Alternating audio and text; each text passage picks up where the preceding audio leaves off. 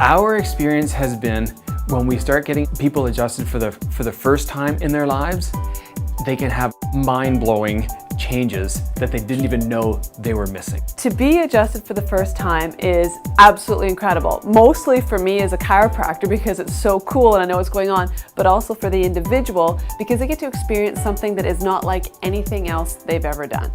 The benefits of continued wellness type care is to maintain the gains that we do make in the initial intensive care programs that we do with the adjustments, and then deal with new stresses that people take on. One of my favorite parts of chiropractic care, and where I hope every single patient gets, is to the performance side of things, where you come in and you're already healthy and you allow your body to constantly perform at its absolute best. And that's where at Well Within we feel that we excel, because we allow you to have the tools that you need between visits as well as the perfect adjustments so that you can actually be who you're supposed to be every day. Chiropractic care addresses the full spine and the full nervous system, and when you take pressure off of any nerve, just like if you took pressure off of any electrical system, it works better when that's accomplished.